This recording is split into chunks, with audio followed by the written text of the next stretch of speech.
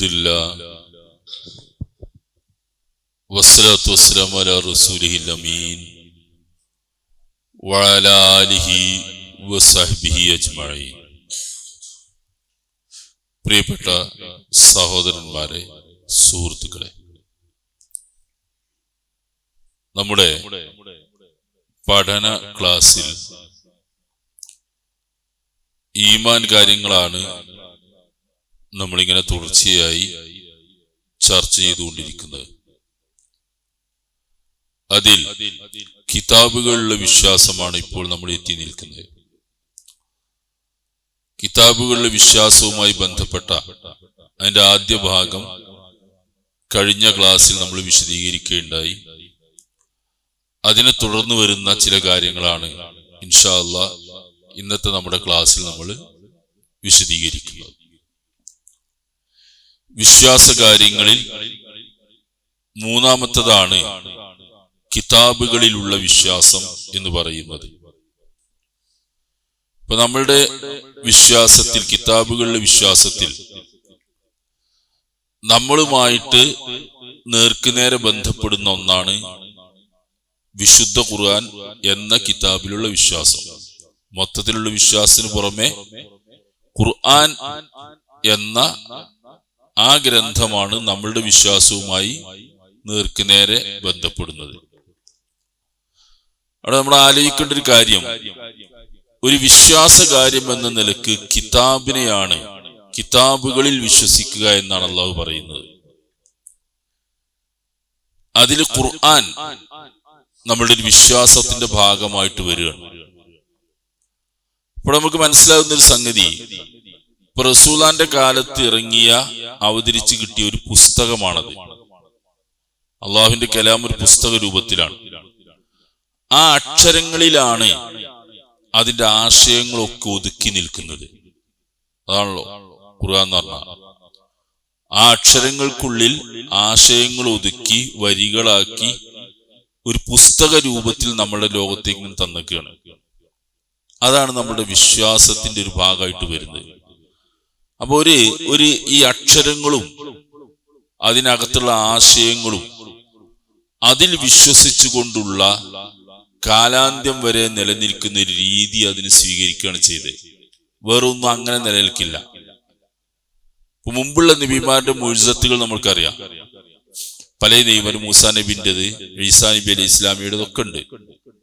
വടിയിട്ട് പാമ്പാക്കുന്നത്, വെള്ള ഇങ്ങനെ കുഷ്ഠരോഗികളെ സുഖപ്പെടുത്തുന്നത്, പിന്നെ കൈ ഇങ്ങനെ പ്രകാശിപ്പിച്ച് കാണിച്ചു, ഇങ്ങനെ കുറെ സംഗതികളുണ്ട്.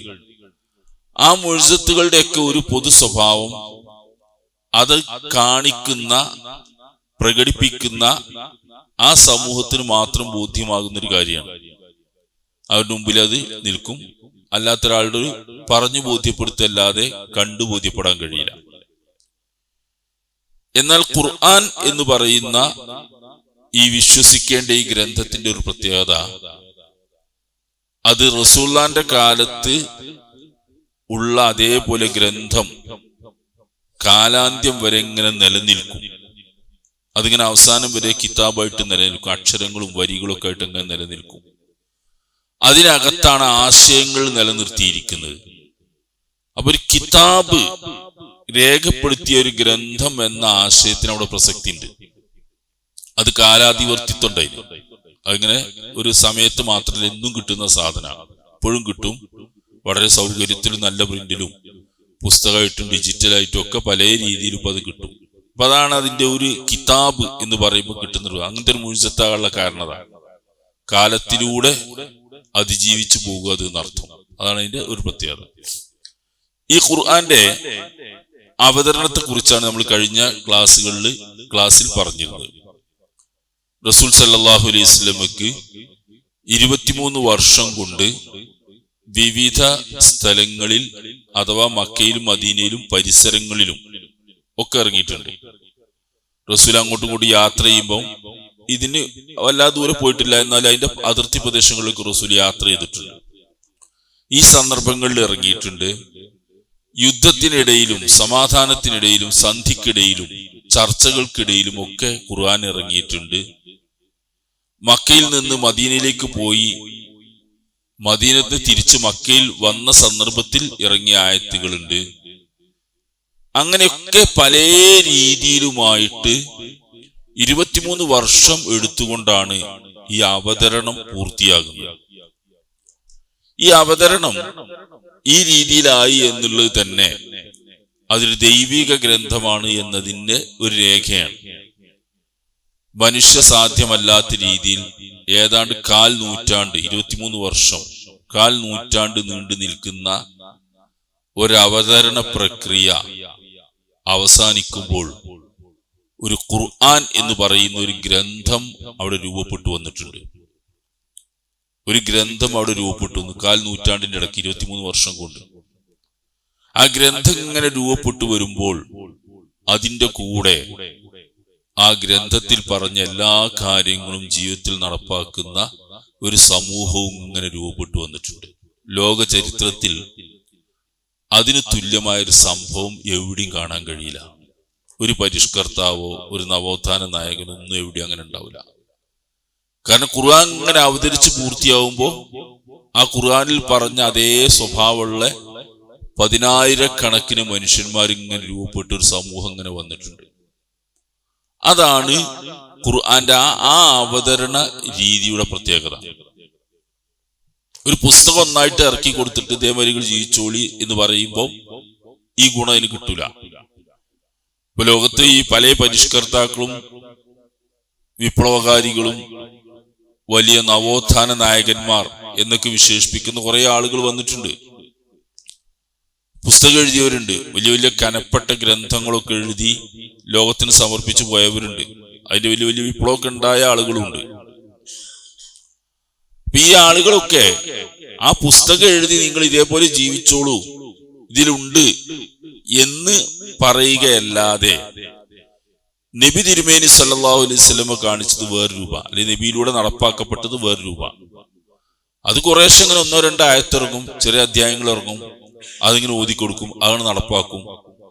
പിന്നെ വേറെ കുറച്ചിറങ്ങും, അത് നടപ്പാക്കും. അങ്ങനെ ഈ ഗ്രന്ഥം ഇങ്ങനെ 23 കൊല്ലം കൊണ്ട് ഇങ്ങനെ പൂർത്തിയായ ഒരു ഗ്രന്ഥമായിട്ട് ഇങ്ങനെ വരുമ്പോ അതേപോലെ ഒരു സമൂഹം ഇങ്ങനെ അതിന്റെ കൂടെ ഇങ്ങനെ വന്നു. റസൂല് പറഞ്ഞൊരു വാക്കുണ്ട് ചേർത്ത് വെക്കാവുന്നത്. അവസാനം റസൂല് പറഞ്ഞത് ഖൈറുൽ ഖുറൂനി ഖർനി സുമ്മല്ലദീന യലൂനഹും സുമ്മല്ലദീന യലൂനഹും. റസൂൽ അവരെ വിളിച്ച പേരതാ. എന്റെ ഈ സമൂഹമാണ്, ഞാൻ വളർത്തിക്കൊണ്ടുവന്ന ഈ ജനതയാണ്, ഈ തലമുറയാണ് ലോകത്തെ ഏറ്റവും ഉത്തമമായ തലമുറ. പിന്നെ അതിനുശേഷം വരുന്നത്, പിന്നെ അതിനുശേഷം വരുന്നത്, ആ 3 തലമുറ എണ്ണി. അതിൽ ആദ്യത്തെ തലമുറ എണ്ണിയത് ഖൈറുൽ ഖുറൂൻ, ഏറ്റവും ശ്രേഷ്ഠമായ തലമുറ, ഏറ്റവും ശ്രേഷ്ഠമായ തലമുറ. ആ തലമുറ രൂപപ്പെട്ടു വരുന്നത് അങ്ങനെ. ഖുർആൻ ഇറങ്ങുന്നതിനനുസരിച്ച് ഇങ്ങനെ ആളുകൾ മാറി മാറി ഇങ്ങനെ വരിക. ഖുർആൻ അനുസരിച്ച് ഇങ്ങനെ വരുമ്പോൾ ഖുർആൻ പൂർത്തിയായപ്പോൾ ഒരു ജനതയെ അങ്ങനെ പൂർത്തിയായിട്ട് മാതൃകാ സമൂഹം അങ്ങനെ പൂർത്തിയായിട്ട് വന്നു അർത്ഥം. നബി സല്ലല്ലാഹു അലൈഹി വസല്ലമയുടെ സ്വഭാവത്തെ പറ്റി ഒരു സഹാബി വന്നിട്ട് ചോദിച്ചു, റസൂലുള്ളാഹിന്റെ സ്വഭാവം എങ്ങനെയായിരുന്നു? ഭാര്യ ആയിഷ റളിയല്ലാഹുവിനോടാണ് ചോദിക്കുന്നത്. അപ്പൊ റസൂലുള്ളാഹിന്റെ സ്വഭാവം ഓരോന്ന് എണ്ണി പറയല്ലേ ചെയ്യുന്നത്. ആയിഷ റളിയല്ലാഹു മറുപടി പറഞ്ഞു, കനഖുൽഖുഹു അൽ ഖുർആൻ, അവിടുത്തെ സ്വഭാവം ഖുർആനായിരുന്നു. ഖുർആനായിരുന്നു പറഞ്ഞാൽ ഖുർആൻ ഒരു മനുഷ്യൻ എങ്ങനെ ആകണമെന്നാണോ ഉദ്ദേശിക്കുന്നത്, ആഗ്രഹിക്കുന്നത്, അതേപോലെ ഒരു മനുഷ്യന് റസൂലുള്ളാഹ് ഖുർആനിൽ പറഞ്ഞു അങ്ങനെ ജീവിതത്തിൽ ഇങ്ങനെ കാണാം. എങ്ങനെ ഒരു ഖുർആൻ പഠിച്ചാൽ എന്താവണം എന്നൊരു മാതൃക റസൂലാണ്. അങ്ങനെയാണ് ആയിഷ റളിയല്ലാഹു പറയുന്നത്. ഈ ഖുർആന്റെ അവതരണം തന്നെ ഒരു മഹാ അത്ഭുതമാണ്. അതൊരു ദൈവിക ഗ്രന്ഥമാണ്. അള്ളാഹു വഹിയായിട്ട് അവതരിപ്പിച്ച അതിന്റെ അവതരണത്തെ പറ്റി ആലോചിച്ചാൽ തന്നെ മനസ്സിലാവും. മനുഷ്യൻ അങ്ങനെ എഴുതിണ്ടാക്കുന്ന ഒരു പുസ്തകം മാതിരി അല്ലാതെ. മനുഷ്യൻ അങ്ങനെയൊന്നും അല്ലല്ലോ ചെയ്യല്. എഴുതിണ്ടാക്കി കുത്തി കുറിച്ച് അവിടെ കൊടുക്കുക, നിങ്ങൾ വേണമെങ്കിൽ നോക്കിക്കൊള്ളാറിനാണ്. ഇതൊന്നല്ല. ഖുർആൻ അനുസരിച്ച് ആൾക്കാർ ഇങ്ങനെ മാറി മാറി ഖുർആൻ പൂർത്തിയാകുമ്പോൾ ജനതയും മാറി മാറി വന്നൊരു സംഭവം. അതാണ് ഈ സംഭവം. ഈ അവതരണത്തിലെ ചില കാര്യങ്ങൾ, ഈ അവതരണം അള്ളാഹുവിന്റെ അടുക്കൽ നിന്ന് വഹിയായിട്ടാണ് റസൂലുള്ളാഹിക്ക് കിട്ടുന്നത്. വഹി എന്നാണ് അതിന് പറയാം. വഹി എന്ന് പറഞ്ഞാൽ ഈ മറ്റുള്ളവരറിയാതെ സ്വകാര്യമായിട്ടൊരു കാര്യം, ഒരു സന്ദേശം എത്തിച്ചു കൊടുക്കുന്നതിനെ വഹി എന്ന് പറയാം. ഭാഷയിൽ അങ്ങനെ തന്നെയാണ് ഉപയോഗിക്കുക, സാങ്കേതികമായിട്ടും വഹി അങ്ങനെ തന്നെയാണ്. മറ്റുള്ളവർക്ക് ആർക്കും അറിയാതെ രഹസ്യ മെസ്സേജ് കൊടുക്കുക. വഹി എന്നുള്ളത് ഖുർആനില് നബിമാർക്കല്ലാതെ ഉപയോഗിച്ചിട്ടുണ്ട്. ഇപ്പൊ തേനീച്ചക്ക് അതിന്റെ ജീവിത രീതിയെ സംബന്ധിച്ച് അവബോധം നൽകിയിട്ടുണ്ട്. പ്രകൃതിയുള്ള ഒരു അവബോധം അവർക്കുണ്ട്. ആ ബോധത്തെ പറ്റി ഖുർആൻ പറഞ്ഞു വഹി നൽകി. ഔഹ എന്നാ പറഞ്ഞു ഇലന്നഹരി, തേനീച്ചക്ക് വഹി കൊടുത്തു. ആ വഹി കാരണം ജീവിക്കാനുള്ള തേനീച്ചന്റെ ജീവിതം ഒരു അത്ഭുതകരമായ, എല്ലാതും അത്ഭുതമാണ്. തേനീച്ചൻ്റെത് വളരെ ആകർഷകമായ ഒരു ജീവിത രീതി ഉണ്ട്. അതിനെപ്പറ്റി പഠിച്ചാൽ മനസ്സിലാകുന്നതാണ്. ആ ജീവബോധം വളരെ കൃത്യമായ, വളരെ വ്യവസ്ഥാപിതമായ കുടുംബ ടൗൺഷിപ്പ് എല്ലാ സംഗതികളുള്ള ഒരു ജീവിത രീതി അവർക്കുണ്ട്. അവർക്കൊക്കെ ഒരുപാട് സംഗതികളുണ്ട്. തേനീച്ചക്ക് ആ ബോധം നൽകിയെന്ന് തേൻ ശേഖരിക്കാൻ, സംഘടിപ്പിക്കാന്, സൂക്ഷിച്ചു വെക്കാന് നേതാവ്, അനുയായി, തൊഴിലാളി, വനിത, പ്രജകൾ, അങ്ങനെ ഒരുപാട് ഘടകങ്ങൾ അവരുടെ ജീവിതത്തിലുണ്ട്. ഇതൊക്കെ അവർക്ക് കൊടുത്ത വഹിയാണെന്ന് പറഞ്ഞു. അപ്പൊ മറ്റുള്ളവരെ അറിയാതെ അവർക്ക് കൊടുക്കുന്നത്. വേറെയുണ്ട് മൂസാ നബിന്റെ ഉമ്മാക്ക് വഹി കൊടുത്തു പറയുന്നുണ്ട്. അനൽഖിഹി ഫിൽ യമി, മൂസാ നബിനെ വട്ടിയിലാക്കിയിട്ട് നൈൽ നദിയിൽ ഒഴുക്കണം എന്ന് പറഞ്ഞല്ലോ. അത് മൂസാ നബിക്ക് വഹി കൊടുത്തു, മൂസാ നബിന്റെ ഉമ്മാക്ക് വഹി കൊടുത്തു എന്ന് പറഞ്ഞു. ഇവിടെ വഹി എന്ന് പറയുന്നത് നബിമാർക്ക് കൊടുക്കുന്ന വഹിയാണ്.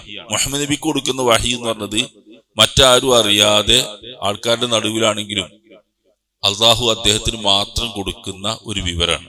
അത് സാങ്കേതികമായിട്ട് അള്ളാഹുവിന്റെ അടുക്കൽ നിന്ന് കിട്ടുന്ന സന്ദേശം സ്വീകരിക്കാം. എങ്ങനെയായിരുന്നു അത് ഖുർആനിലും ഹദീസിലും വന്നത് നമ്മൾ അറിയുന്നത് ഈ വിഷയമായിട്ട് ബന്ധപ്പെട്ട് അറിയുന്നതല്ല. റസൂലുള്ളാഹിക്ക് വഹി കൊടുക്കുക എന്ന് പറഞ്ഞാൽ നിങ്ങൾ ആലോചിച്ച് നോക്കണം. വഹി കൊടുക്കുക നമ്മളിങ്ങനെ പറയുന്നത് പോലെ അല്ലല്ലോ. അള്ളാഹുവിന്റെ അടുക്കൽ നിന്ന് ഒരു സന്ദേശം ഒരു ജിബ്രീലിനെ, മലക്കിനെ ഏൽപ്പിച്ചിട്ട് ആ മലക്ക് ഒരു മനുഷ്യനാ, ഭൂമിയിൽ നടക്കുന്ന ഒരു മനുഷ്യന് ആ മെസ്സേജ് പ്രത്യേകം അങ്ങോട്ട് കൊടുക്കുക. നേർക്ക് നേരെ അഭൗമലോകവും ഭൗമലോകവും തമ്മിലുള്ള ഒരു കണക്ഷൻ അങ്ങോട്ട് കൊടുക്കുകയാണ്. അതാണ് എത്തിച്ചു കൊടുക്കുക. അത് നമ്മള് വളരെ അത്ഭുതകരമായ ഒരു സംഗതിയാണ്. നമ്മൾ വഹി കിട്ടി പറഞ്ഞാൽ ഒരു എളുപ്പത്തിൽ നടക്കുന്ന സംഗതി അല്ലത്. ഒരു അഭൗമ ലോകത്തിൽ നിന്ന് ഒരു മെസ്സേജ് ഒരു മനുഷ്യന്റെ മനസ്സിലേക്ക് അങ്ങോട്ട് എത്തിച്ചു കൊടുക്കുകയാണ് അള്ളാഹു പ്രത്യേകമായിട്ട്. ലോകത്തിന് മുഴുവൻ പറഞ്ഞു കൊടുക്കുക. അതിനുള്ള താങ്ങാനുള്ള കപ്പാസിറ്റി ഇവിടെ വേണം. ആ മെസ്സേജ് എത്തി സ്വീകരിക്കാനുള്ള സംവിധാനങ്ങളൊക്കെ ഇവിടെ വേണം. അതൊക്കെ ഒരുക്കിയിട്ട് ആ നബിനെ നബിയാക്കി ഇങ്ങനെ നിർത്തിയല്ല. അങ്ങനെയാണ് വഹി വരുന്നത്. ഈ വിശുദ്ധ ഖുർആനിനെ പറ്റി പറയുന്നൊരു കാര്യം നോക്കൂ നിങ്ങൾ. വമാ കാന ലി ബശരിൻ അൻ യുകല്ലിമഹു അല്ലാഹു ഇല്ലാ വഹ്യൻ ഔ മിൻ വറായി ഹിജാബിൻ ഔ യുർസില റസൂലൻ ഫയൂഹി ബിഇദ്നിഹി മാ യശാഉ ഇന്നഹു അലാ അലിയുൻ ഹകീം. പറയുന്നു നോക്കുക നിങ്ങൾ. അശ്ശൂറ എന്ന സൂറത്തിലാണ് വമാ കാന ലി ബശരിൻ യുകല്ലിമഹു അല്ലാഹു ഇല്ലാ വഹ്യൻ. ഒരു മനുഷ്യനോട് അള്ളാഹു സംസാരിക്കില്ല വഹിയായിക്കൊണ്ടല്ലാതെ. ഒന്ന് അള്ളാഹു വഹിയായിട്ട് സംസാരിക്കും. ഔ മിൻ വറായി ഹിജാബിൻ, അള്ളാഹു അല്ലെങ്കിൽ ഒരു മറക്ക് പിന്നിൽ നിന്ന്, ഒരു അശരീരി കേൾക്കുന്ന ഒരു മറക്ക് പിന്നിൽ നിന്ന് സംസാരിക്കും. ഔ യുർസില റസൂലൻ, അല്ലെങ്കിൽ റസൂലിനെ പറഞ്ഞേക്കും. റസൂലിനെ പറഞ്ഞേക്കും എന്ന് പറഞ്ഞാൽ മലക്കാണ് റസൂല്, ദൂതൻ എന്നാണ് റസൂലിന്റെ അർത്ഥം. മുഹമ്മദ് നബി ദൂതൻ തന്നെയാണ്. മലക്ക് റസൂലിന് എത്തിച്ചു കൊടുക്കുന്ന, അല്ല നബി സല്ലല്ലാഹു അലൈഹി വസല്ലമക്ക് എത്തിച്ചു കൊടുക്കുന്ന റസൂലാണ്. അത് ദൂതൻ തന്നെയാണ്. അങ്ങനെ റസൂലിനെ പറഞ്ഞേക്കുന്നത്, മലക്കിനെ പറഞ്ഞേക്കും. ഫയൂഹി ബിഇദ്നിഹി, എന്നിട്ട് അള്ളാഹുവിന്റെ ഉത്തരവ് അനുസരിച്ച് അവരുടെ മനസ്സിലേക്ക് ആ കാര്യങ്ങൾ തോന്നിപ്പിച്ചു കൊടുക്കും. മാ യശാഹു, അള്ളാഹു ഉദ്ദേശിച്ച്. ഇന്നഹു അലിയുൻ ഹകീം, അള്ളാഹു ഉന്നതനും യുക്തി ദീക്ഷയുള്ളവനുമാണെന്ന്. അപ്പൊ ഇവിടെ മലക്ക് മുഖേനയോ അല്ലെങ്കിൽ ഒരു മറക്ക് പിന്നിൽ നിന്നോ അല്ലെങ്കിൽ വഹിയായിക്കൊണ്ടോ ആണ് അള്ളാഹു നബിമാരോട്, ഒരു മനുഷ്യനോട് സംസാരിക്കുന്നതെന്നാണ്.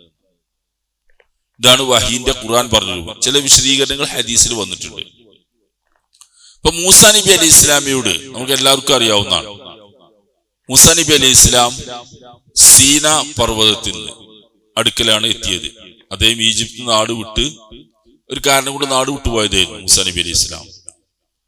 അങ്ങനെ മദിയൻ എന്ന് പറയുന്ന വളരെ വിദൂരമുള്ള മരുഭൂമിയൊക്കെ താണ്ടി പോയി കടന്ന് അവിടെ എത്തി. അവിടുത്തെ കല്യാണം കഴിച്ചു. ഷുഐബ് നബിന്റെ അടുത്താണെന്ന് പറയപ്പെടുന്നത്. മകളെ കല്യാണം കഴിച്ചു. മൂസാ നബി അലൈഹി ഇസ്ലാം തിരിച്ചു വരികയാണ് ഈജിപ്തിലേക്ക് തന്നെ. വഴി തെറ്റി എത്തിയത് സീനാ പർവ്വതത്തിന്റെ അടുക്കല. പാതിരാവില് ആടിനൊക്കെ തെളിച്ചിങ്ങനെ വരുമ്പോഴാണ് അവിടെ എത്തിയത്. അവിടെ വെച്ചാണ് അള്ളാഹു മൂസാ നബിയോട് മൂസാ നബിയോട് അള്ളാഹു സംസാരിച്ചു എന്ന് പറയുന്നു. നോക്കുക, അള്ളാഹ് മൂസാ നബിയോട് നേരിട്ട് സംസാരിച്ചു. അതാണ് മൂസാ നബിന്റെ പ്രത്യേകത. കലീമുല്ലാഹി മൂസ എന്ന് പറയുന്ന ആളൊക്കെ പറയും മൂസ അള്ളാഹ് സംസാരിച്ച മൂസാ നബി. അള്ളാഹ് നേരിട്ട് ഇന്നനി അനല്ലാഹ് ലാ ഇലാഹ ഇല്ലാ, ഞാനാണ് അള്ളാഹു, ഞാനല്ലാതെ ഒരു ആരാധ്യനില്ല. വാഖിമിസ് സ്വലാത്ത ലിദിക്രി, എന്നെ സ്മരണ നിലനിർത്താൻ വേണ്ടി നീ നമസ്കാരം നിലനിർത്തണം എന്നൊക്കെ പറഞ്ഞുകൊണ്ട് ഇങ്ങനെ ആദ്യത്തെ വാക്ക് ഇന്നക ബിൽ വാദിൽ മുഖദ്ദസി തുവാ. മൂസാ നബി ഇങ്ങനെ വന്ന് ആ താഴ്വരയിലേക്ക് തുവാ താഴ്വരയിലേക്ക് എത്തി. നീ ഇപ്പോൾ ഫഖ്ലൈനാലേക്ക് ചെരുപ്പൊക്കെ അഴിച്ചിങ്ങോട്ട് വാ, നീ ഇപ്പോൾ തുവാ താഴ്വരയിലാണെന്ന് പറഞ്ഞു. നിങ്ങൾ നോക്കുക, അള്ളാഹ് നേരിട്ട് മൂസാ നബിയോട് സംസാരിച്ചു. മൂസാ നബി ആകെ പേടിച്ചു വിറച്ച് കൂടി ബേജാറായി. നേരിട്ട് അള്ളാഹ്. അതാണ് വഹീന്റെ രൂപം. അള്ളാഹിനെ കാണൂല. സന്ദേശം മെസ്സേജ് ആയിട്ട് അള്ളാഹുവിന്റെ ശബ്ദം മൂസാ നബിയിലേക്ക് എത്തി. ഈ ദുനിയാവും തന്നെ മൂസാ നബി അപ്പോഴാണ് പറഞ്ഞത്, അള്ളാഹുവേ എനിക്ക് എന്നെ കാണണം എന്ന്. ഇനി കാണണം. അപ്പൊ അള്ളാഹു അത് കാണാൻ കഴിയില്ല. അതിന്റെ വശം എന്താന്ന് വെച്ചാൽ ഹദീസ് ആയത്തൊക്കെ നമുക്ക് പഠിപ്പിക്കുന്ന ഒരു കാര്യം, ഈ ഭൗതിക ലോകത്ത് നമ്മൾ ജീവിക്കുന്ന ഈ ഭൂമിയിലെ സംവിധാനം അനുസരിച്ച് നമ്മളുടെ ഈ കണ്ണുപയോഗിച്ച് അള്ളാഹുവിനെ കാണാൻ കഴിയില്ല. ഈ കണ്ണുകൊണ്ട് കാണുന്നതിന് കുറെ പരിധിയുണ്ട്. ഇവിടെ ഒന്നുമില്ല, പല സാധനം നമ്മൾ കാണുന്നില്ലല്ലോ. ഇവിടെ എന്തെല്ലാം സാധനങ്ങളുണ്ട് ഈ അന്തരീക്ഷത്തിൽ, ഒന്നും നമ്മൾ കാണില്ല. എന്നുപോലെ കാണാൻ കഴിയില്ല. അപ്പൊ അള്ളാഹ് പറഞ്ഞ മലയിലേക്ക് നോക്കുക. അവ അടുത്ത മലയിലേക്ക് ഇങ്ങനെ നോക്കി, അങ്ങനെ മല ഇങ്ങനെ ഇടിഞ്ഞു പൊളിഞ്ഞാണ് പോയി. ഫഖറ മൂസ സായിഖാൻ, മൂസാ നബി ബോധം കെട്ട് വീണു. കഴിയില്ല, താങ്ങാൻ കഴിയില്ല. കണ്ണുകൾക്ക് ആ കാഴ്ച ഉൾക്കൊള്ളാൻ കഴിയില്ല. അത് വേറൊരു സംഗതിയാണ്. പരലോകത്ത് കാണുന്ന ഖുർആനിൽ പറയുന്നുണ്ട്, ഫബസറുക്കൽ യൗമ ഹദീദ്, അന്ന് നിന്റെ കണ്ണ് തീഷ്ണമായിരിക്കുന്ന, ഇരുമ്പ് എന്നാണ് വാക്കിനർത്ഥം, ഇരുമ്പായിരിക്കുന്ന, തീഷ്ണമായിരിക്കും. അവിടുന്ന് പടച്ചവനെ കാണാൻ, പരലോകത്ത് പടച്ചവനെ കാണും, ഇവിടെ കാണാൻ കഴിയും. അപ്പം മൂസാ നബിയോട് അള്ളാഹ് സംസാരിച്ചു.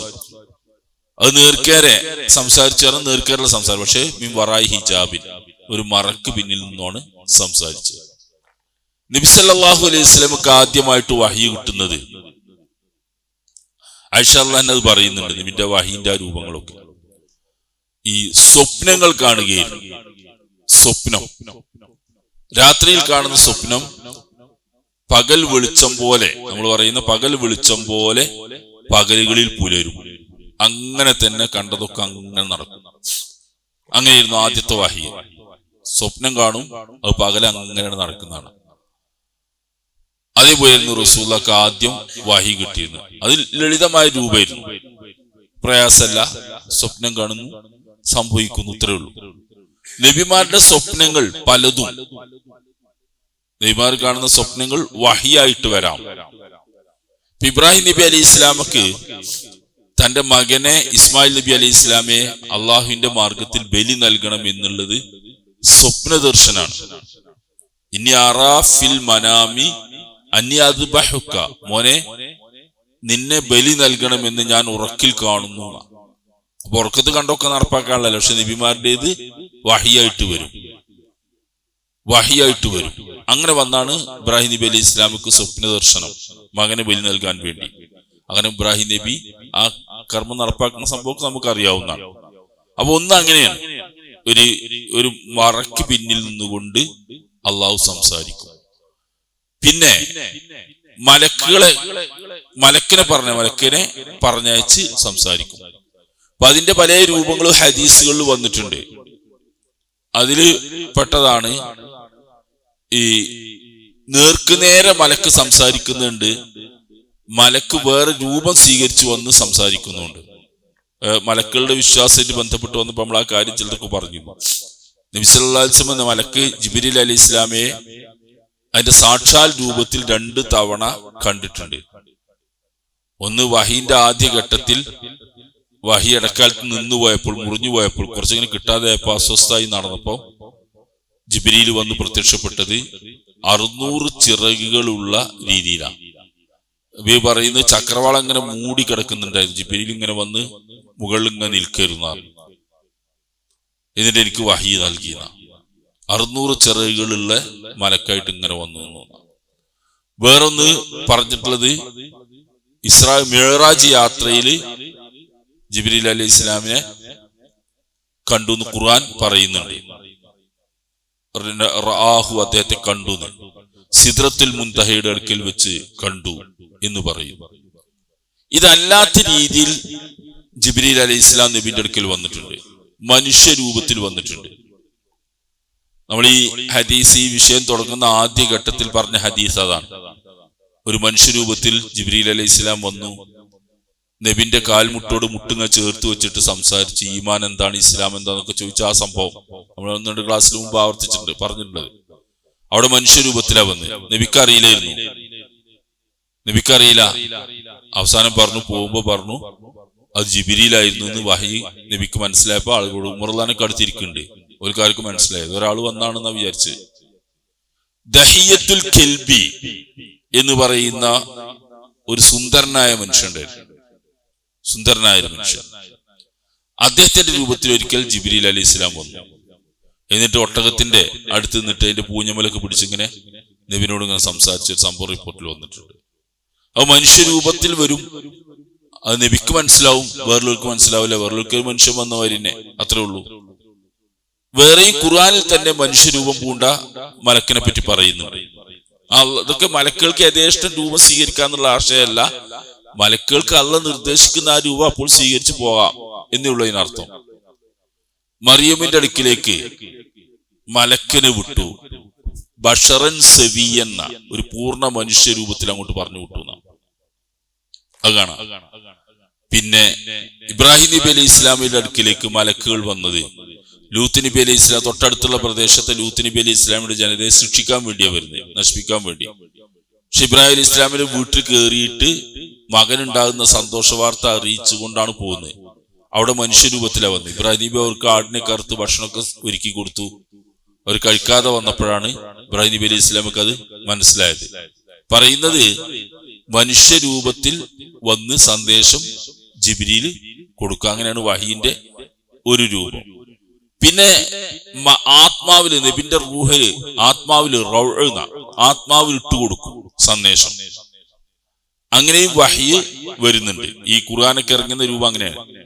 നബിക്ക് ആദ്യം ഖുർആൻ ഇറങ്ങിയത് നമ്മൾ മുമ്പ് പറഞ്ഞിട്ടുണ്ട്. ഇഖ്റ ഇറങ്ങിയപ്പോ നബി ഇങ്ങനെ ബേജാറായി ചെല്ലി പഠിക്കാൻ തുടങ്ങി. ഇങ്ങനെ പറയുമ്പോഴേക്കും ചെല്ലാൻ തുടങ്ങി. കാരണം ഇത് മറന്നു പോകുന്നതിൽ ബേജാറ്. ഖുർആൻ അല്ലാഹ് പറഞ്ഞ തുഹരിക് ബിഹി ലിസാനക്, നീ അങ്ങനെ നാവ് ചലിപ്പിക്കൊന്നും വേണ്ട, അത് മനസ്സിൽ സമാഹരിച്ചു തരേണ്ട ബാധ്യത നമ്മളുടേതാണ്. അവിടെ എന്റെ മനസ്സിലുണ്ടാവും, നീ അത് മറക്കില്ല, അള്ളാഹ് ഉദ്ദേശിച്ചല്ലാതെ ഒന്നും നീ മറക്കില്ല എന്ന് നിർദ്ദേശം കൊടുത്തു അള്ളാഹു. അപ്പൊ റസൂല് സമാധാനായി. അപ്പൊ ആ രീതിയിൽ വരും.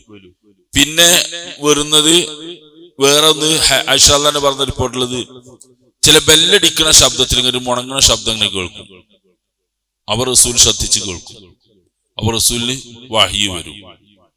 ഇത് റസൂല് ഈ വഹി കിട്ടുന്ന സന്ദർഭത്തിൽ വളരെ ഭാരം റസൂലുള്ളാഹിക്ക് അനുഭവപ്പെടുമായിരുന്നു. ആയിഷ ഹദീസിലൊക്കെ പറയുന്നുണ്ട്, നല്ല തണുപ്പുള്ള ദിവസങ്ങളിൽ വഹി വരുമ്പോൾ നെറ്റിയൊക്കെ നബിന്റെ വിയർത്തൊഴുകും.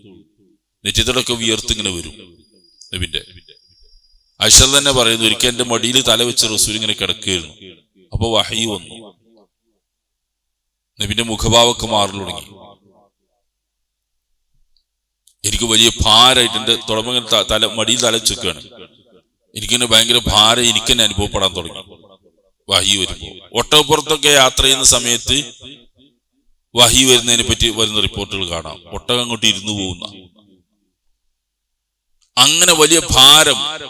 ഖൗലൻ സഖീല എന്ന് ഖുർആൻ പറഞ്ഞു, അൻസൽനാ അലൈക ഖൗലൻ സഖീല, ഭാരിച്ച വാക്കാണ് നിനക്കെന്ന് ഇറക്കുന്നൊക്കെ പറയുന്നു.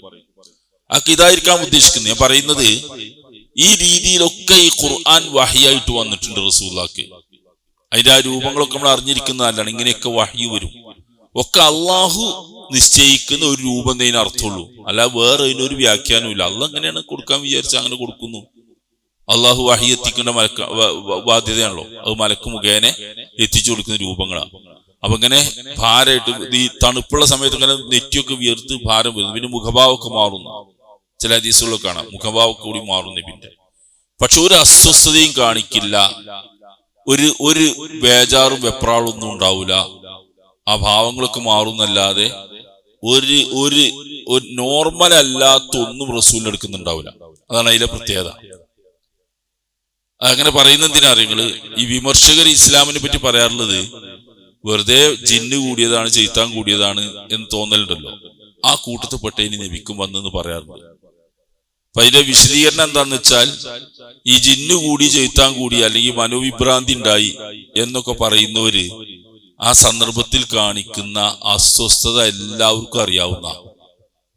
അവര് നിലത്ത് വീഴും, പെടക്കും, കണ്ണ് മേലോട്ട് ഇങ്ങനെ കൃഷ്ണമണിയൊക്കെ മേലോട്ട് പോവും, വായിലൂടെ നൊരയും പതയും വരും, കയ്യും കാലിട്ട് അടിക്കും, കണ്ട കൂടി ബേജാറാവും.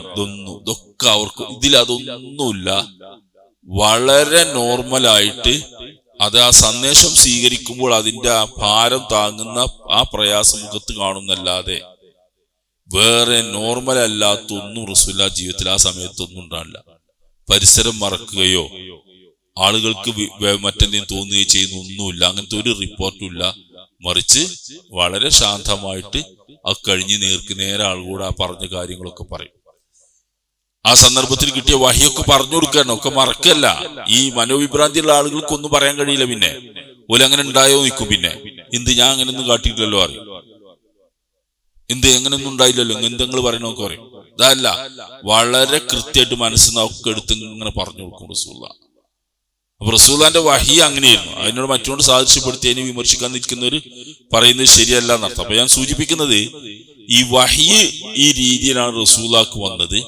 അങ്ങനെ പല സന്ദർഭങ്ങളിലായിട്ട് ഇങ്ങനെ പലയിടത്തും പല രീതിയിലും നടക്കുന്നതിന്റെ ഇടയ്ക്ക് വരും, യാത്രക്കിടയിൽ വരും, ഇരിക്കുന്നിടത്ത് വരും, ഒക്കെ വന്ന് ജിബ്രീൽ വന്നിങ്ങനെ അള്ളാഹുവിന്റെ ഇഷ്ടം അനുസരിച്ച് തീരുമാനിച്ചു വന്നിട്ട് നടപ്പാം. ഈ അവതരിച്ച ഖുർആൻ, അതാണ് നമ്മളിന്ന് പറയേണ്ട വേറൊരു ഭാഗം. ഖുർആൻ 23 വർഷം കൊണ്ട് സമാഹരിച്ച് പുസ്തകമാക്കി നമ്മൾ പറഞ്ഞു. ഈ ഖുർആൻ സമാഹരണത്തെ പറ്റി വളരെ വ്യാപകമായ തെറ്റിദ്ധാരണ നമ്മളുടെ ആൾക്കാരുടെ ഇടയിലുണ്ട്.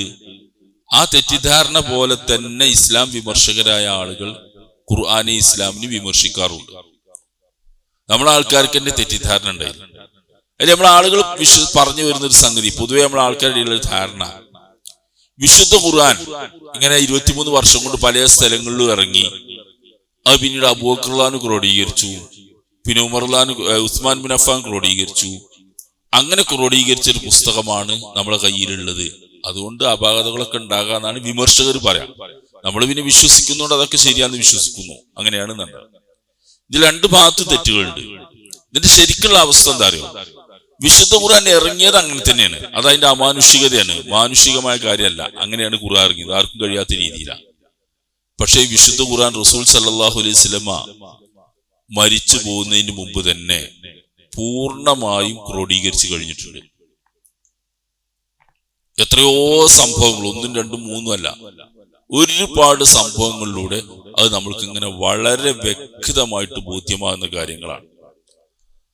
1, 2 ഉദാഹരണങ്ങൾ പറയാം. ഇത് നമുക്ക് അതുപോലെ ഊഹിച്ചെടുക്കാവുന്നതാണ്. ഒരിക്കൽ റസൂൽ സല്ലല്ലാഹു അലൈഹി വസല്ലം ഇബ്നു മസ്ഊദ് എന്ന് പറയുന്ന വളരെ പ്രസിദ്ധനായ സഹാബി അബ്ദുല്ലാഹി ബിൻ മസ്ഊദ്, ആ സഹാബിയോട് പറഞ്ഞു, ഇഖ്റാ അലയ്യൽ ഖുർആൻ, എനിക്ക് നീ ഖുർആൻ ഓതി തരണം എന്ന് പറഞ്ഞു അബ്ദുല്ലാഹി ബിൻ മസ്ഊദിനോട്. അപ്പൊ അദ്ദേഹം ചോദിച്ചു, റസൂൽ നിങ്ങൾക്കല്ലേ ഖുർആൻ ഇറങ്ങിയത്, പിന്നെ ഞാൻ എന്തിനാ നിങ്ങൾക്ക് ഓതി തരുന്നു ചോദിച്ചു. നിങ്ങൾക്ക് ഇറങ്ങിയ ഖുർആനല്ലേ, പിന്നെ ഞാൻ എന്തിനാ നിങ്ങൾക്ക് ഓതി തരുന്നു ചോദിച്ചു. അപ്പൊ റസൂലിന് പറഞ്ഞ മറുപടി, ഞാനല്ലാത്തൊരാള് ഓതി തരുന്നത് കേട്ട് ആസ്വദിക്കാൻ എനിക്ക് താല്പര്യമുണ്ട്. ആണല്ലോ ഖുർആൻ ഓതുന്നത്, അതിൻ്റെതായ ഇതാണ്. നല്ലൊരു ഓത്ത് ഇങ്ങനെ കേട്ടിരിക്കാൻ ഒരു രസമാണ്. ഖുർആനാകുമ്പോ അങ്ങനെയാണ്, അത് കേട്ട് ആസ്വദിക്കുകയും ചെയ്യാം, അനുഭവിക്കുകയും ചെയ്യാം മനസ്സിലിങ്ങനെ. അങ്ങനെ എനിക്ക് താല്പര്യമുണ്ട്. അങ്ങനെ അദ്ദേഹം വിശുദ്ധ ഖുർആൻ ഓതി തുടങ്ങി. അങ്ങനെ കുറച്ച് കഴിഞ്ഞപ്പോ നബി അങ്ങനെ ഇരുന്ന് കേട്ടു. റസൂൽ അത് ഓതി കുറച്ച് കഴിഞ്ഞപ്പോ പറഞ്ഞ് ഹസ്ബുക്കല്ല ഇപ്പൊ മതിയെന്നാ, ഇനി മതിയാ. അപ്പോ എന്താ ഓതാൻ പറഞ്ഞാണ്ട് ഓതി കൊടുത്തപ്പോ ഇനി മതി എന്ന് പറഞ്ഞ് 46 ആയത്ത് അങ്ങനറ്റായിരുന്നു. അപ്പൊ അദ്ദേഹം ഇബ്നു മസ്ഊദ് പറയാ, ഞാൻ ഇങ്ങനെ തല ഉയർത്തി നോക്കി, എന്താ നബി മതി എന്ന് പറയാൻ. അപ്പൊ നബീന്റെ കണ്ണുകൂടെ ഇങ്ങനെ വെള്ളം ഒഴുകുന്നുണ്ട്. ഖുർആൻ കേട്ടിട്ട് കണ്ണുകൂടെ ഇങ്ങനെ കണ്ണിന്ന് വെള്ളം ഇങ്ങനെ ഒഴുകുന്നത് താടിയിലേക്ക് എത്തിയിട്ടുണ്ട്, ഇങ്ങനെ ഒഴുകുന്നത് ഞാൻ കണ്ടു. അപ്പൊ ആ ആയത്ത് നിർത്തി മതി എന്ന് പറഞ്ഞ ആയത്ത് നബിനെ പറ്റി പറയണതായിരുന്നു. ആ നബിക്ക് അറിയാൻ കാരണം നബിനെ പറ്റി പറഞ്ഞത് ഫകൈഫ ഇദാ ജിഇനാ മിൻ കുല്ലി ഉമ്മത്തിൻ ബിശഹീദിൻ വജിഇനാ ബിക അലാ ഹൗലായി ഷഹീദാ എന്ന ആയത്ത് വന്നപ്പോൾ നബിക്ക് അറിയാൻ തുടങ്ങി. എന്താ ആയത്തിന്റെ അർത്ഥം അറിയോ?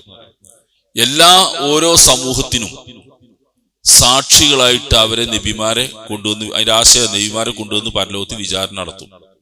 ഓരോ സമൂഹത്തിനും ഓരോ നബിമാരെ അയച്ചല്ലോ, അത് എത്തിച്ചു കൊടുത്ത എന്താക്കിയെന്നൊക്കെ നബിമാരെ ചോദിക്കും പരലോകത്ത്. അല്ല വിചാരണ നടത്തും, എന്താ കാട്ടി വെച്ചിട്ട്.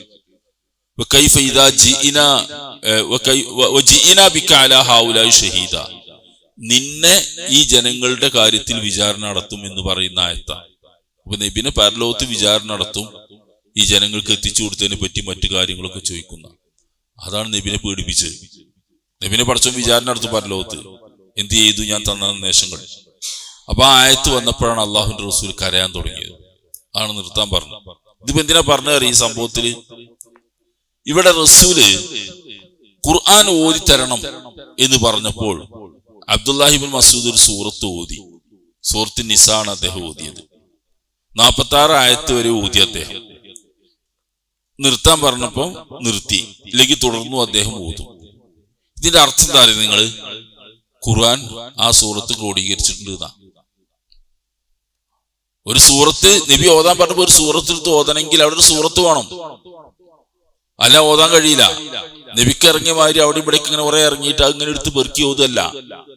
തലക്കെന്ന് ഇങ്ങനെ ഓതി തുടങ്ങി അവിടെ എത്തിയപ്പോ നിർത്താൻ പറയുമ്പോ അവിടെ വരെ എത്തി, ഇല്ലെങ്കിൽ ഓതും പിന്നെയും ബാക്കിയും കൂടിയും. അപ്പൊ ഖുർആൻ ആ രീതിയിൽ റസൂലുള്ളാഹിന്റെ കാലത്ത് ക്രോഡീകരിച്ച് കഴിഞ്ഞുകൊണ്ടാണ് ആ ഓത്ത് നടക്കുന്നത്. ഇങ്ങനത്തെ എത്രയോ സംഭവങ്ങളുണ്ട്. മുആദ് റളിയല്ലാഹു അൻഹുവിനോട് റസൂൽ ഒരിക്കൽ പറഞ്ഞു, മുആദേ, നബിയെ അടുത്ത് വിളിച്ചിട്ട് പറയാ, നിനക്ക് ലം യകുനില്ലദീന കഫറു എന്ന് പറഞ്ഞ ആ സൂറത്തുണ്ടല്ലോ, സൂറത്തുൽ ബയ്യിന, ആ സൂറത്ത് നിനക്ക് പാരായണം ചെയ്തു തരണമെന്ന് അള്ളാഹു എന്നോട് പറഞ്ഞു തന്നിട്ടുണ്ട്. അപ്പൊ മുആദ് വെച്ച്, നബിയെ അള്ളാന്റെ പേര് പറഞ്ഞു വെച്ചു. അത് മുആദിന് ഓതി കൊടുക്കണം എന്ന് പറഞ്ഞു. അതിൽ മുആദാണ് കരഞ്ഞു. കാരണം അള്ളാഹ് മുആദിന്റെ പേര് പറഞ്ഞിട്ട് പറഞ്ഞു എന്നാ പറഞ്ഞത്, ഓതി കൊടുക്കണം എന്ന്. മുആദാണ് കരഞ്ഞു. നബി അത് ഓതി കൊടുത്തു. അപ്പൊ അതിന്റെ അർത്ഥം എന്താ അറിയാം നിങ്ങള്?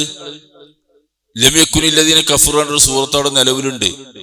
അല്ല, അതിലെ 4 വരി ഒരിക്കലും വേറെ 4 വരി അല്ല. ആ ക്രമത്തിൽ അവിടെ അങ്ങനെ ഓതി കൊടുക്കണമെങ്കിൽ ഓതി കൊടുക്കുക എന്ന് പറഞ്ഞ സംഗതിക്ക് തന്നെ അത് വേണം. റസൂലുള്ളാഹിനോടുള്ള കൽപ്പന ഖുർആൻ പറയുന്ന അൻ അത്ലുവൽ ഖുർആന, ഞാൻ നിങ്ങൾക്ക് ഖുർആൻ ഓതി തരണമെന്ന് എന്നോട് കൽപ്പനയുണ്ട് എന്നാ ഖുർആനിൽ തന്നെ പറയണതാ. ഓതി കൊടുക്കണ ആ സാധനം വേണ്ടേ? നബി അത് ഓതി എല്ലായിടത്തും ഓതി കൊടുക്കുന്നുണ്ട്. ഹുവല്ലദീ ബഅസ ഫിൽ ഉമ്മീന റസൂലൻ മിൻഹും യത്ലൂ അലൈഹിം ആയാതിഹി. ഖുർആന്റെ പ്രയോഗം, അള്ളാഹു ഒരു റസൂലിനെ നിരക്ഷരരായ ആളുകളുടെ കൂട്ടത്തിന് അയച്ചത് യത്ലൂ അലൈഹിം ആയാതിഹി, അള്ളാഹുവിന്റെ ആയാത്തുകൾ ഓതി കേൾപ്പിക്കാൻ വേണ്ടിയാണ്. ഓതി കേൾപ്പിക്കണമെങ്കിൽ സാധനം വേണ്ടേ? അപ്പൊ ഒരായത്തിറങ്ങി അത് ഓതി കേൾപ്പിക്കും. പിന്നെ മൊത്തം റസൂൽ ഓതി കേൾപ്പിച്ചിട്ടുണ്ട്, എല്ലാ ഭാഗവും ഓതി കേൾപ്പിച്ചിട്ടുണ്ട്. ഒരുപാട് എത്രയോ സംഭവങ്ങൾ ഒന്ന് നോക്കുക. ഇബ്നു മസ്ഊദ് ഒരിക്കൽ റസൂലുള്ളാഹിന്റെ വീട്ടിലേക്ക് വിരുന്നുപോയി. റസൂലിന്റെ വീട്ടിലേക്ക് വിരുന്നു പോണത് കുടുംബാണ്, അവിടെ താമസിച്ചു. അപ്പൊ എന്തിനാ രാത്രി റസൂൽ ചെയ്യുന്ന ഈ ഇബാദത്തുകള്, രാത്രി നമസ്കാരം മറ്റൊക്കെ അറിയാൻ വേണ്ടിയാ. പകലത്തോക്കാർ കൂടാണെന്ന് പഠിക്കുന്നുണ്ട്. റസൂൽ രാത്രി പാതിരാവിലെ എഴുന്നേറ്റു. അതേ പറയാ, എഴുന്നേറ്റ് ഒളുവൊക്കെ എടുത്തു, ഇങ്ങോട്ട് നിസ്കരിക്കാൻ നിന്നു. അപ്പൊ ഞാന് നബിന്റെ കൂടെ നിന്നു. അതിനാള് പോയത്. ഒളുവൊക്കെ എടുത്ത് ഞാൻ നിന്നു. നബി സൂറത്തുൽ ബഖറ പാരായണം ചെയ്തു. അൽ ബഖറ ഏകദേശം 2.5 ജുസ് ഉണ്ട്. അത് പാരായണം ചെയ്തു. ഒരു റക്അത്തിലപ്പത് അത് കഴിഞ്ഞിട്ട് പിന്നെ അതിൽ പറഞ്ഞ രീതി ആലുംറാന് നിസാ എന്നൊക്കെ പറഞ്ഞിട്ട് ഇങ്ങനെ ഓതാൻ തുടങ്ങി നബി. ഓ കൂടി 3-4 ജുസ് അപ്പൊ തന്നെ ആയി. ഇബ്നു മസ്ഊദ് പറയാ, ഞാൻ ചെറുപ്പക്കാരനാ, എനിക്ക് കുറച്ച് ഞാൻ നിർത്തി മെല്ലെ അവിടുന്ന് ഇറങ്ങി പോരാൻ തോന്നി എന്നൊക്കെ പറയുന്നുണ്ട്. നബി ഇങ്ങനെ ഓതുകയാണ്, മെല്ലാടെ ഇരുന്നാലോ എന്ന് എനിക്ക് തോന്നിയിരുന്നു. അത് നബി ഇങ്ങനെ ഓതുകയാണ് അവന്. അപ്പൊ അങ്ങനെ ഓതി നിസ്കരിച്ചു. അതാണ് സംഭവം. അതിൽ ഇവിടെ നമ്മളെ വരുന്ന വിഷയം എന്താ അറിയോ? റസൂല് നിസ്കാരത്തിൽ ഇമാം ഒന്ന് ഓതുന്നത് അറിയോ? സൂറത്തുൽ ബഖറ, നിസാ, ആലിമ്രാൻ, നിസാവൊക്കെ അങ്ങനെ ഓതുക റസൂലുള്ള. അപ്പൊ അതിന്റെ അർത്ഥം എന്താ? സൂറത്തുൽ ബഖറ അവിടെ ഉണ്ട്, ഓതാൻ കഴിയും. അപ്പൊ ഇല്ല നോക്കുക, റസൂൽ ഓതുന്നതോട് കൂടി ആ സൂറത്തുൽ ബഖറ നിലവിൽ വന്നു. 2.5 ജുസ് ആണത്. ആലിമ്രാൻ ഏകദേശം അത്ര ഉണ്ട്, നിസാ അത്ര ഉണ്ട്. അപ്പൊ അത്രയും റസൂൽ ഓതി കേൾപ്പിച്ചു. അപ്പൊ അതാണ് ക്രോഡീകരണം. ആ ക്രോഡീകരണം റസൂലിന്റെ ജീവിതകാലത്ത് തന്നെയും നടന്നു. ഇനിയും അതുപോലെ ഒരുപാട് സംഭവങ്ങൾ റസൂലുള്ളാന്റെ കാലത്ത് നടന്നിട്ടുണ്ട്. ഒക്കെ കൂടി നമുക്ക് പറയാൻ സമയം കിട്ടൂല. ഈ റസൂലുള്ളാന്റെ കാലത്ത് ഈ ധാരാളം ഖുറാകൾ ഉണ്ടായിരുന്നു. ഖുറാ എന്ന് പറഞ്ഞാൽ ഖുർആൻ പഠിച്ച് പാരായണം ചെയ്യുന്ന ആളുകൾ, ഖുർആൻ ഹിഫ്ദും ഉണ്ടാവും, പഠിപ്പിക്കാനും കഴിയുന്ന ആളുകൾ ഉണ്ടായിരുന്നു. ഇവരെ ഈ ബിർ മഊന എന്ന് പറയുന്ന ഒരു സ്ഥലത്ത് വെച്ച് കുറച്ച് ആളുകളെ ശത്രുക്കൾ കൊണ്ടുപോയി കൊന്നു. ഹിജറ പോയി 4-ാമത്തെ വർഷം, മദീനത്തിൽ 4-ാമത്തെ വർഷം അങ്ങനെ സംഭവിച്ചു. നബി അവർക്ക് ഇതിൽ പ്രാർത്ഥിച്ച് കുനൂത്തു നാസിലത്തിന്റെ കുനൂത്ത് എന്നൊക്കെ പറഞ്ഞതാ. നബി അവർക്ക് ഇതിൽ, കാരണം നബിന്റെ ശിഷ്യന്മാരെ ഖുർആൻ പഠിക്കാനെന്ന് പറഞ്ഞാണ്ട് പറഞ്ഞു കൊണ്ടുപോയി. ഖുറാകളായിരുന്നു അവര്. എന്നിട്ട് ബിയറുമാവന എന്ന് പറഞ്ഞ സ്ഥലത്ത് വെച്ച് പരസ്യമായിട്ടാണ് കൊന്നൂര്. മരുഭൂമിയല്ലേ, അവിടെ കൊന്നു.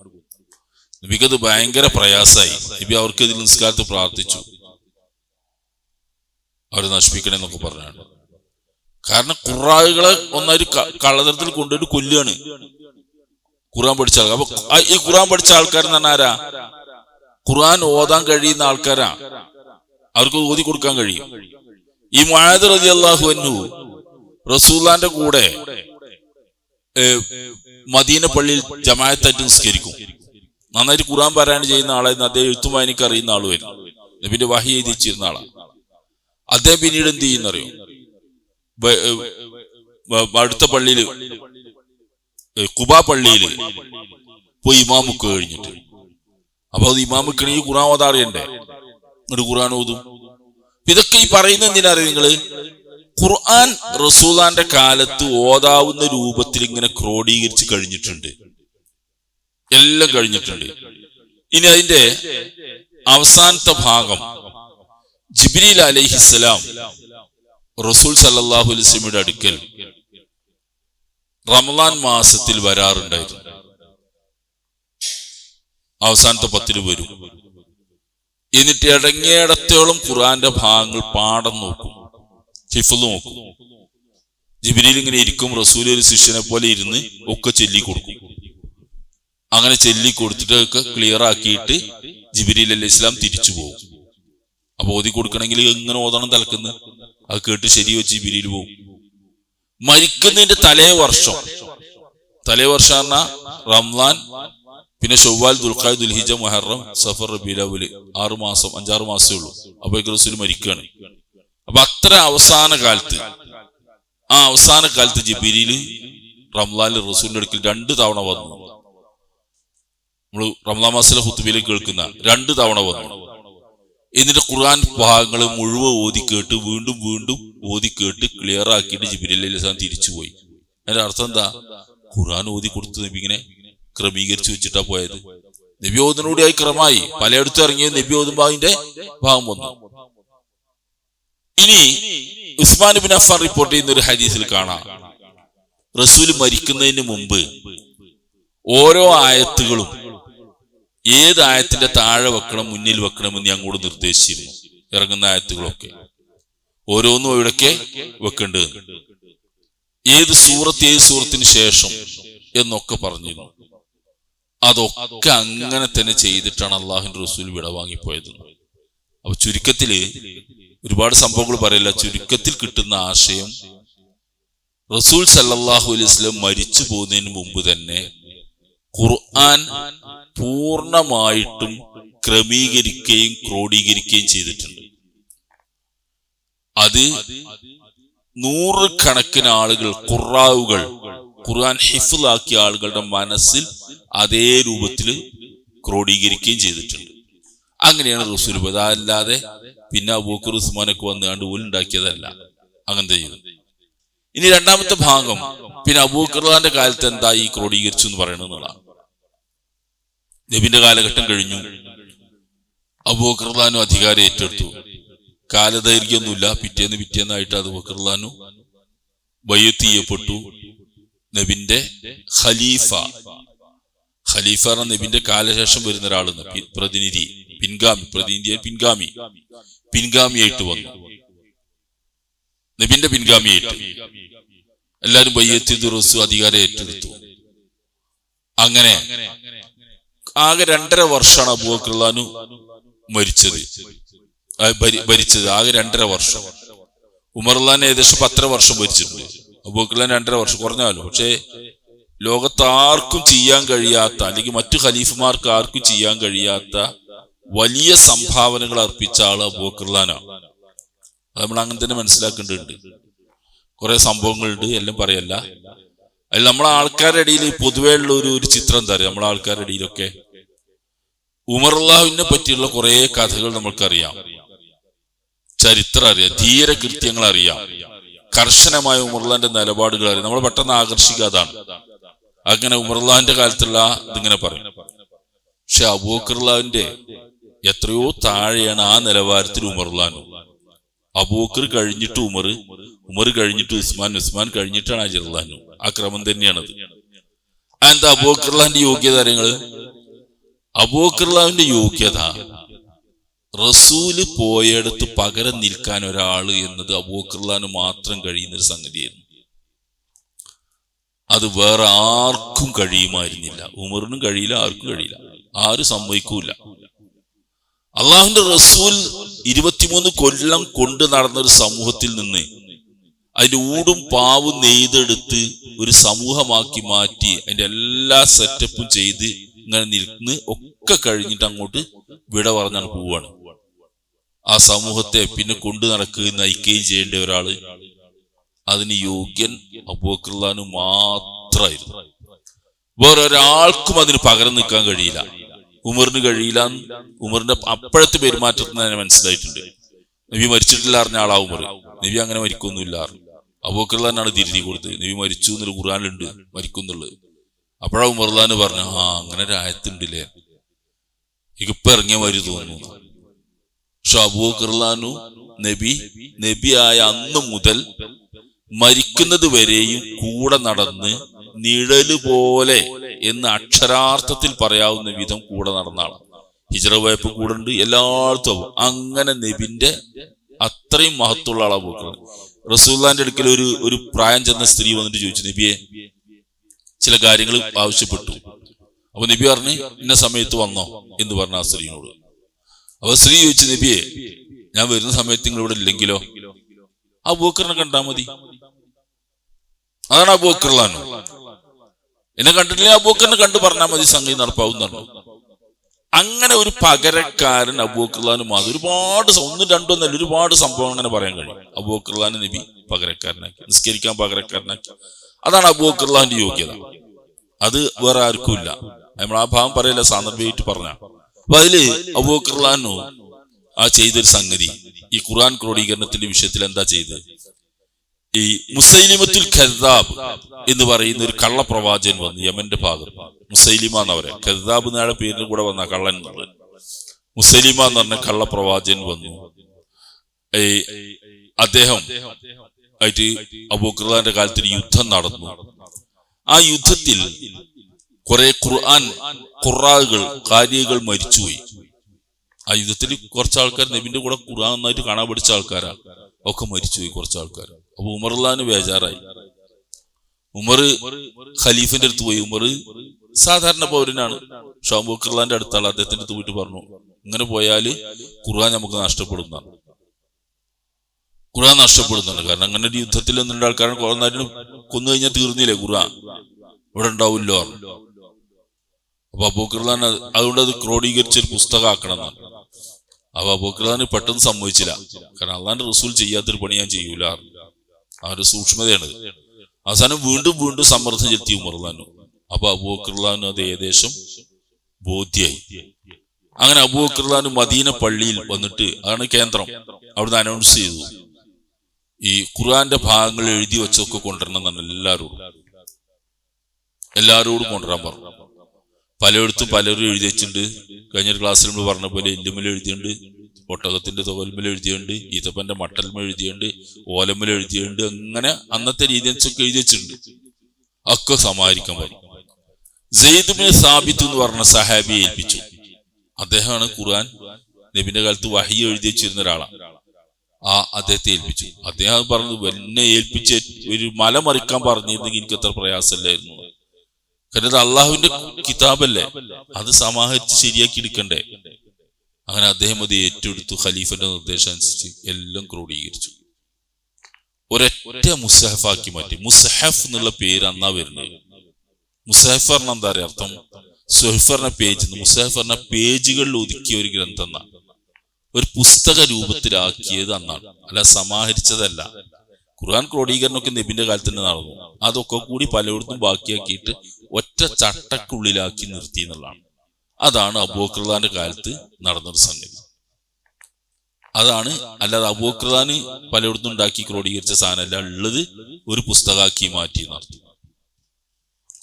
ഇതിനാ കോപ്പി നബിന്റെ ഭാര്യ ഉമർലാന്റെ മകൾ ആയ ഹഫ്സ റളിയല്ലാഹു അൻഹയുടെ കയ്യിലായിരുന്നു സൂക്ഷിക്കാൻ ഏൽപ്പിച്ചിരുന്നു. അവിടെയായിരുന്നു ഏൽപ്പിച്ചത്. എന്തെങ്കിലും കാരണങ്ങൾ ഉണ്ടാവാം. ഏതായാലും ഒരു വനിതയാണ് ആ കാര്യം ഏൽപ്പിച്ചത്. അതങ്ങനെ വന്നു. പിന്നീട് കാലം ഇങ്ങനെ നീണ്ടുപോവാണ്. അബൂബക്കറിന്റെ കാലം കഴിഞ്ഞു, ഉസ്മാൻ കാലം കഴിഞ്ഞു, ഉമർലാന്റെ കാലഘട്ടം കഴിഞ്ഞു.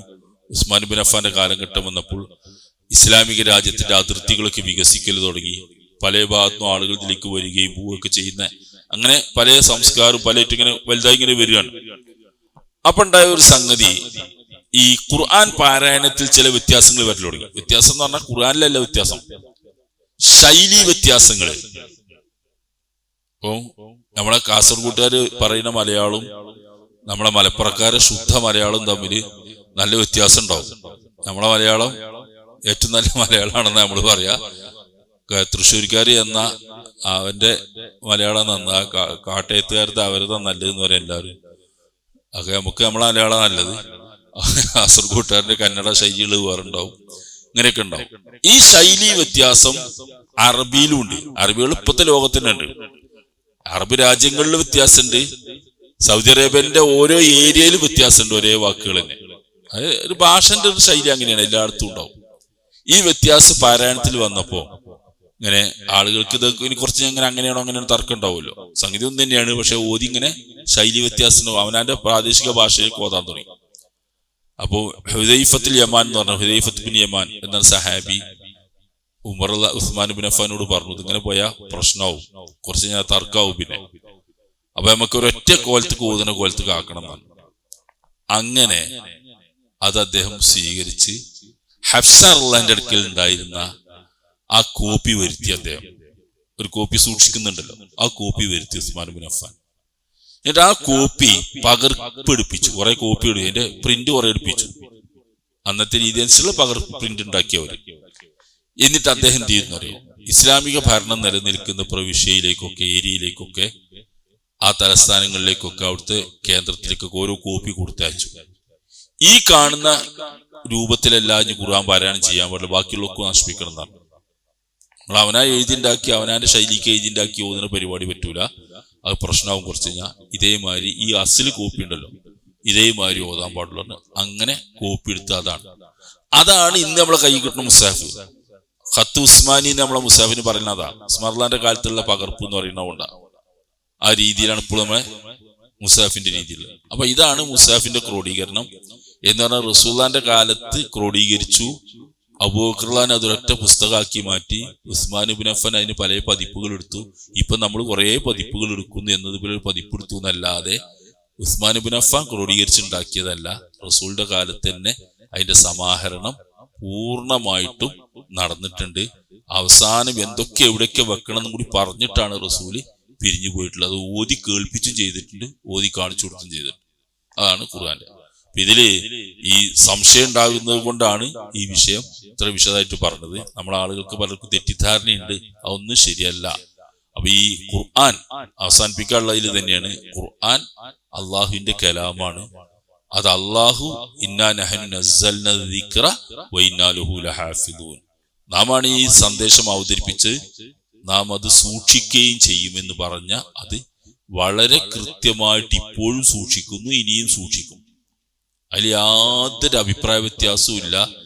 നമ്മൾ പല സംഘടനയും ഗ്രൂപ്പും ഒക്കെ ഉണ്ടാക്കിയാലും നമുക്ക് തോന്നിയൊക്കെ വേറെ പറയാന്നല്ലാതെ, ആയത്ത് മുകളിൽ എഴുതി നമുക്ക് തോന്നിയതിന്റെ താഴെ അങ്ങനെ പറയാമെന്നല്ലാതെ ആയത്ത് മാറ്റാൻ കഴിയില്ല.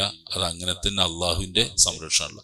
മുമ്പ് കഴിഞ്ഞ വേദഗ്രന്ഥങ്ങൾക്കൊന്നും അള്ളാഹു ആ സംരക്ഷണം ഏറ്റെടുക്കാത്തത് കൊണ്ട് അതിലെ പണ്ഡിതന്മാരൊക്കെ കിതാബിനെ തിരുത്തി, ഓലെന്നെ തിരുത്തി. ഇവിടെ നമ്മളെ അങ്ങനെ അള്ളാഹ് കൊടുത്തിട്ടില്ലെങ്കിൽ നമ്മളെ മൂല്യന്മാരെന്താ കാട്ടുന്നത് നമുക്ക് പറയാൻ കഴിയില്ല, അതിനത്രയും തിരുത്തും. പല മൗലവിമാരല്ല, നമ്മളെ മതത്തിന്റെ ഇപ്പൊ ഇന്നലെ മിഞ്ഞാന്നിറങ്ങിയ ഒരു അഭിമുഖത്തില് ഒരു വിദ്വാൻ പറയുന്നത്, ഈ ബൈബിളൊക്കെ അവർ എഡിറ്റ് ചെയ്തല്ലോ, നമ്മളെ ഖുർആൻ മാത്രം നമ്മൾക്ക് എഡിറ്റ് ചെയ്യാൻ ഒരു അനുവാദമല്ലേ, കാലത്തിനനുസരിച്ച് എഡിറ്റ് ചെയ്യാൻ അതിന് അനുവാദമല്ല. ഖുർആൻ അങ്ങനെ എഡിറ്റ് ചെയ്യാൻ പറഞ്ഞാല് നമ്മളൊക്കെ വെട്ടി ചെറുതാക്കി നമുക്ക് വേണ്ടതൊക്കെ ചെറുതാക്കും. അങ്ങനെ കഴിയാത്തൊരു ഗ്രന്ഥമാണ്. അതാണ് ഖുർആന്റെ അജയ്യത. തുടങ്ങിയ അതേ ഗ്രന്ഥം ഇപ്പോഴും കിട്ടും, കാലാന്ത്യം വരെയും അത് കിട്ടും. അതാണ് ഖുർആന്റെ സമാഹരണം ഒക്കെ. അപ്പൊ അത് നമ്മൾ ശരിയായ രീതിയിൽ മനസ്സിലാക്കുക. അള്ളാഹു തൗഫീഖ് ചെയ്യട്ടെ.